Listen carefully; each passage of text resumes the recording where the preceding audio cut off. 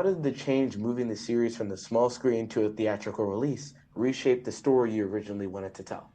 Well, we had planned on doing a fourth season, and the fourth season was going to be a continuation of the third season. I actually wrote all of it, and then there was a work stoppage. There was a strike, and after the strike lasted quite a long time, when we came out of it, there was a conversation about how long Star Wars had been out of theaters, and is there an opportunity to explore a story around these two characters? And these are two characters that even if people hadn't seen the show, they were familiar with already, especially Grogu. People knew him as Baby Yoda. But we couldn't take the scripts, unfortunately, that I wrote and just turn them into a movie, because a movie has to play as a 2-hour adventure. And because there hasn't been Star Wars in theaters for 7 years, we really wanted it to be accessible to people who this might be their first Star Wars experience. There might be a 12-year-old who was a little kid when the last time Star Wars was in movie theaters. We wanted the fans to be able to go and enjoy themselves, but also bring people who this might be their first experience with Star Wars. Yeah. So we had to start from scratch. We had to start writing, and so it changed dramatically. And we came up, Dave and I worked the story out before we ever set out to make the film, to make sure that Disney and Lucasfilm, that everybody was comfortable with the story we were going to tell. And when everybody signed off, we did some artwork with Doug Chang. We got a good sense of what it was, and then we embarked upon this basically three-year journey. Yeah. Thank you. Welcome. Next up, we have Sarah Woloski. Hello, this is Sarah Woloski from Fangirls Going Rogue and my emotional support Grogu, right here. Richard. And I was very excited by the score of this film. And so while working with composer Ludwig Göransson, what specific musical elements did you discuss to help distinguish this film from the TV series? Oh, interesting.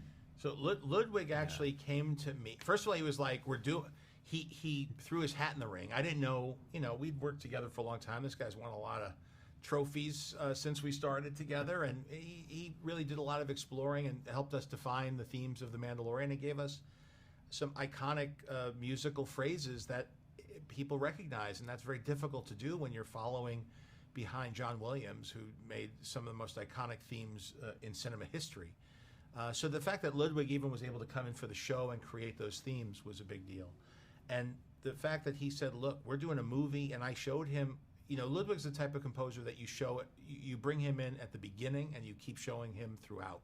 And he keeps writing things and changing things. But he saw the scope and the scale of it. This is a different aspect ratio. It's in the IMAX format, big set pieces, big sets, big character moments. He felt that the score should reflect that. And so he went much more orchestral.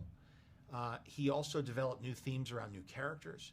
But what I love about it is that 2 hours from end to end, the thing feels like a playlist. It feels like like he's throwing a party. And you get moving in your seat. So you have the set piece with all these great visuals that ILM and all the other vendors are creating.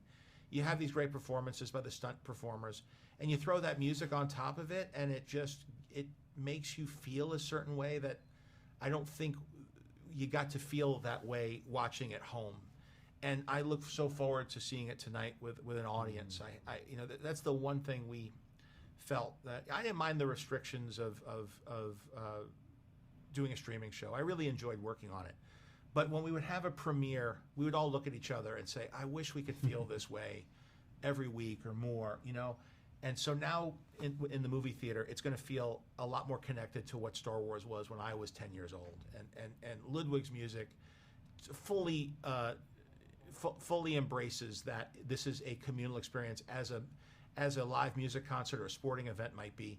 And I think that's why people come to the movies. They want to come for a shared experience. Your TVs are so nice at home. Streaming is so well done. The content on it, I love streaming shows. I love watching my television at home. But to go to the movie and feel that feeling, you don't get that anywhere else. And we wanted to make sure that we lived up to that. Thank you. Next up, we have Charlotte and Caitlin. Hi, we're Caitlin and Charlotte from Sky Talkers. It's so great to talk with both of you today. This film is a culmination of almost a decade of partnership in this medium. And since, John, you were one of the first people to see the Clone Wars, it feels so right that Rada the Hutt is a Yes. central part of this film. Thank you for How did connecting that those come to dots. be? So I was at Skywalker Ranch, which just the notion of being at Skywalker Ranch, mixing Iron Man 1, this beautiful creative retreat that George Lucas created in Marin, in the hills, was a dream come true. And Dave was there, living embedded in the carriage house, or actually in Big Rock. Big Rock, yeah. at that And time. he was coming up with this Clone Wars series that nobody had ever heard of, that George was doing with them, and on the other side of the Secret of in the the property. Hills. My son was there as a little guy, and he came by. I showed him what we were working on. I met Dave up there, and he said, "Oh, you want to show It was a your trade. son the Clone Wars work in progress?" And my kid was the first kid to see any of it. It was That's super right. cool. Now you look back at it compared to like Maul, No. it looks like it was tough. prehistoric technology, but at the time it was so cutting edge, and the stories were great, the characters were great, the energy was great. And I said, hey, if you ever want a voice, and then not too long after that, I was called up to do Pre-Vizsla, playing a Mandalorian with the darksaber, and I think maybe all of it. And you never connects. stopped. Never. Kept playing It a was still Mandalorian. bubbling under there. And then years later, when I pitched to Kathy Kennedy, she says, "Oh, you should meet this guy, Dave Filoni." I said, "Oh, I know Dave Filoni." Yeah. And that partnership is why we've been doing it almost Yeah. a decade. To stick with something this long, it has to be fulfilling. And this creative relationship is such a well balanced one. Dave really knows how to oversee the creative process. Now that especially he's running the show, I really look forward to this next era, and I love having my ideas both encouraged and also guided in a way that only another creative could do. When I saw Iron Man, I just thought, wow, John, he understands Star Wars, because it had adventure, it had heart, It had wipes. action, It had Star Wars wipes. It just Visual had the wipes. right Yeah. feeling, and it turned out to be true. It's been really fun for me, because I'd wanted to, after George had really taught me, working on Clone Wars, I was so interested in live action. And so when Kathy came on, and I said I'd really be interested in exploring that, but I'd never gone to school for that. It was always animation and drawing. But she found opportunities to get me exposed, and then collaborating with John really was the kind of missing piece that I really needed to understand this other medium that Star Wars' original expression was. But because of the way George had taught me, everything was really clicking pretty readily in the way that we made that show. And John's always, John's a great surprise for creatively. He's so imaginative. Never did I imagine that Rada would come up as a subject again, but John was like, "Hey, what about Rada?" And I was like, "What about him?" And you're like, "I have this idea." But it's one of the things I learned about just storytelling is you just have to be open to things, and like a child of Yoda's species, like, what even is that? But I think it's not just about the idea, it's about having the right people creatively behind those ideas, driving those stories forward. And I think one of my jobs has been that since I've been at Lucasfilm so long and work with George, I just kind of have become sensitive to, well, maybe this, maybe not that, think about this. But it's not about telling people what to do, it's just saying, hey, think about this. And John comes up with great answers, or it takes him in a different direction. Like, one of the things was that Mandalorians and Clone Wars took their helmets off all the time, but John was like, what if that wasn't? What if they didn't do that? And I said, well, yeah, let's talk about that. And it became a great story point in that series. And it's just exciting for me that the collaboration has lasted this long. We've gone on so many adventures, and now here's one of the biggest adventures of all, to the movie theater, which is very fun for me. And I'm just thrilled to be doing it with John, and seeing little Grogu up there in lights is this particular thrill. So yeah, it's exciting. Next up, we have Brandon. Hi, Brandon Winerdy from Talking Bay 94. How are y'all? Good. There are not a lot of human faces in this movie, which I love. But John, as a director, and Dave as a second unit director over the puppets, how hard is it to draw like significant emotion or those storytelling beats from masks, from aliens, from puppets, from animatronics? Because it really worked for me in the film, and it's always worked for me in Star Wars. But how is that as a creative? Well, I think the answer is in the question. It's always worked in Star Wars, right? So when I think about Darth Vader, to me is a character, and part of why we came up with the Mandalorians don't take their helmet off thing was, I think, me trying to connect narratively with the idea that Boba Fett was a face, was a character, and that if we were going to set out to do this, and I had been wrestling with the similar questions around, Iron Man. And we had other and speaking to people who've been working in Marvel for a long time, where some characters are whipping their mask off at every opportunity so you can connect with them. Star Wars never felt that way. Certainly the Episode 4, R2-D2 was the character I connected the most with, and he barely looks anthropomorphic. So I think it's how George contextualized these characters, but the whole idea of color, palette, and silhouette to help define the story. And I think that's why, younger people connect with Star Wars, even if they don't understand everything that's going on. It's sometimes it's a little scary for them, but there's a sense of who the good guys are, who the bad guys are, and a sense of hope ultimately, which I think is also helpful. And I think that the mask theater side of it contributes to how archetypal these characters feel, and knowing George's reverence for Joseph Campbell and the monomyth, I think all of these are tools that he arrived at, and even studying how it came together was really an intuitive process that emerged. And then Star Wars was defined around that first film, but his instincts led him to that. So I do like the idea of characters not always being a face, and certainly we had with Legacy, the animatronics, to have a character, an Ugnaught character, which would not be, I don't think you'd identify as one of the most expressive or empathetic characters in the canon, but that character ended up being a character that people connected with a lot because of Misty. Performance within the suit, of course, our voice performance, and our puppet, Nick Nolte, and our puppets, puppeteers and puppet designers. That you get away with different things in Star Wars than you do with other genres. You can have puppets mixed with CGI, mixed with miniatures, mixed with masks, and it's forgiven. And its wonkiness is almost embraced as part of the wabi-sabi of it all. And that's why I love working with not just masks and puppets, but stop motion, motion control miniatures. That's part of what, that also allows us to tell a fresh story for a fresh audience. Story-wise, it's very accessible. But if you know Star Wars and you know your history, you're going to see that we're using ingredients. You know what I mean? We're going back to the seed bank and sprouting new The question's funny to me because coming from animation, I was so interested to work and direct actors right there in front of me, and the faces and the performance, and this is a test. I won't have, this is different. This is the first day. I won't have the control I do in animation, where you can really micro any smile or eyebrow or anything. So I get there for the first day we're shooting, and it was Mando in his helmet on a buck. So Mando on a thing that's not really there that he's riding, with Misty as Queel in a mask. So I see her eyes, but everything else, and I've got the puppeteers, and I'm like, right, so this is live action. It's just, but it was so much like animation in a way, because I was still directing the puppeteers like you direct your animators. And,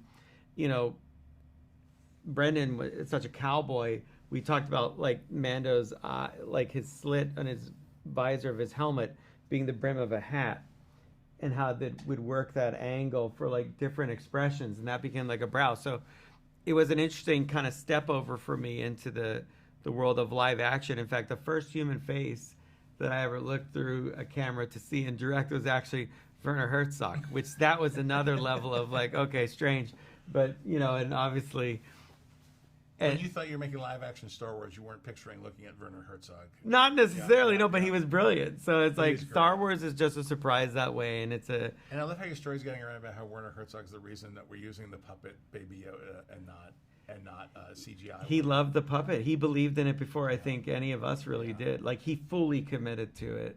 Because we had a lot of shamed questions. us for not embracing it. Yeah, we should have embraced it more. But I don't know. I mean, Grogu's a little magic guy. The puppeteering of him, the way that the Legacy built it, they understood the way that he could move, and I've always enjoyed photographing it. And we figured out backlighting him, and you just figure out things. So when it came to doing the film, I was very excited to get to do the puppet unit. We had tested all of it out a lot too, of how to get expression out of his face. There's also different performers in the costume sometimes, and each one brings a slightly different thing. And sometimes he's even purely digital, the Mandalorian. So it's a formula that we understand, and it's very Star Wars. I was gonna say it's very Star Wars. Star Wars is unlike anything else you could try to do. I've heard that from people. Kathy says it. George says it. Like, I think everybody that comes in contact with it doesn't understand that coming in, but they sure understand that going out. Well, you look at behind the scenes of like when Boba Fett pops his mask off, and it's different people, and you have the puppet, the Frank Oz lowering, his arm getting tired between takes, and Yoda. Well, Yoda, having done any of this, I have to say too, it gives you tremendous appreciation for the original team that did Star Wars. They were doing this stuff with not nearly sophisticated technology, computer chips, animatronics. And we know the formula is going to work. That people are going to like Star Wars if we do this right. But boy, is it amazing. They didn't know. Nobody on the set would acknowledge that the wood's banging around, the armor's clacking around, the astromechs are breaking, it's overheating. What guts he had to make this. Unbelievable. I so appreciate it. We're following a trail up the mountain. Yeah. And he was there with, Yeah, he's on, trust me, it's going to work. He's like Han Solo and the Falcon. It's not my fault. It's like, it's all that kind of fun realm. And the fact that he's still around and still cares is really awesome. And by the way, his museum is amazing. Awesome. Museum of Narrative Art. Yeah, you're going to love it. It's going to be opening this year. Let's plug that. Yeah. It's great. It's not just Star Wars. It's his collection over 50 years of everything, and how he contextualizes it all. And I know, sorry, that gave through a lot of questions. Yeah. But Star Wars was a door. He opened a door to me to appreciating cinema, appreciating the monomyth, appreciating other filmmakers. As a 10-year-old, seeing that one experience was enough to get me curious about everything. And I am doing this. I wouldn't be doing this if I hadn't had that experience. That's right. Next up, we have Dan. Hello, gentlemen. Dan Zayer, Coffee with Kenobi. It's pretty clear, from everything we've seen, and of course, right now, that you two don't get along at all. So hopefully, you can figure out a way to bridge that gap. So it's the great thing about my day job. I'm a high school English teacher, and every Friday we do Mando Fridays. Oh wow! And hey, so thank you that for is doing that gig. My dad's a teacher. My mom was a teacher. We appreciate you and what you're doing, and regardless of the Star Wars of it all, I'm happy to hear somebody like you who's passionate. So you sound like you care about it. It's a big deal. I think it's the greatest. So I appreciate that. Well, it's great because I incorporate different kinds of myths from all over the world, different cultures. It's great. And then we capitalize on that every Friday with the Mandalorian, and even the most indifferent or apathetic to my students. Once we get to this, it becomes something they're so hungry for. They love these characters and the story and this myth. So how do you see the magic of that and the wonder of that translated into the big screen? Well, the trick that George leaned into was he's reading from the old book. He was coming up with ideas and stories. He was inspired by Flash Gordon, among other things. But if the stories are true, it was when he really just created this overlay of archetypes in the monomyth and understanding the mythic structure of storytelling, and he applied that to the script and applied that ultimately to the edit, that it sang. It came together. Because when you plug into that, you're plugging into a tradition. You're plugging into something that's baked into humanity's firmware for thousands of years. And he understood, because of his study of Joseph Campbell and discussions with Joseph Campbell, and everyone Joseph Campbell was aggregating all the storytelling traditions. When you do that, you start to surf a wave that was there long before you, and you're a link in a chain, as his museum points out, by the way, that there is this is an intergenerational tradition. The big screen offers us an opportunity to explore other aspects of what inspired George. Part of what got us through the smaller scope of the storytelling from streaming was we embraced not just what George did, but what influenced George, and so we leaned into the samurai film, into the Western. But arguably the largest influence on Star Wars was Flash Gordon and the serialized cliffhangers, the matinee cliffhangers that he grew up with. And even to the point that, Episode 4 was Episode 4, even when that was a standalone. Because he felt that, when he was a kid, he'd jump into the middle of a story and have to enjoy it and not understand the entire context, which I thought was kind of clever. Of course, now it's a fully fleshed out story, but at the time, he didn't know that would be the case.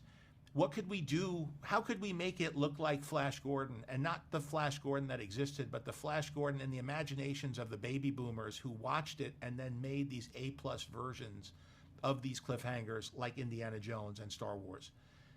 And so you have the Lucas Spielberg generation that brought this level of technical innovation to it, with the Stan Winstons and the Rob Bottin's, that whole generation of creature makers and stop motion, the Tippets of the world, and of course later even ILM and the miniatures and the motion control miniatures and CGI. We could embrace something much bigger and more ambitious for the big screen. It's IMAX. We can build sets. We don't have to rely on a flexible stage like the Volume to turn the project around less than a year. It was a very helpful tool. We still used it, but in a much different capacity. And now we're using it to create reflections, interactive light, building it, adding it to existing sets. But you can't do the same magic trick over and over again. But what you can do is bring to life different set pieces that we never would have imagined that we could. So the giant CG creatures, Rada in CG, Zeb, Dragon Snake, the Pit, showing the planet of Nal Hutta, showing what all of that looks like. That opened up. We had a whole other section of the toy department available to us that we never had in the TV show. Next, we have James Burns. Hi guys, James Burns here from Jedi News. Thank you so much for taking the time to talk to us. I just wanted to ask, obviously, John, you brought multiple films to the big screen. For Dave, this is his first foray into the big screen. So Dave, just talk us through that. It's just really exciting. I mean, my only taste of it was when we put Clone Wars in theaters, so that was a very different ride. This was just, like John said, having him there, someone's been through it. Kathy also, producing. There was so much experience around me. It is just bigger in scale and scope, and we didn't have to limit things like we would do in the series, and I think that was really enjoyable, and to have the time to really work them out and get things right. But I've been well trained by George to be prepared for this moment. It's just finally here, so it's exciting. And today is exciting for me in a big premiere like this, to be at the center of it with John, who's been, at the helm. And it's been fun to watch him as the director, because I've been under the gun as the episodic director most of the time. So it's a bit of a switcheroo there, which is also fun for me. But yeah, fun. Okay, we got to do quicker answers. Yeah, sorry. We're going to get through them.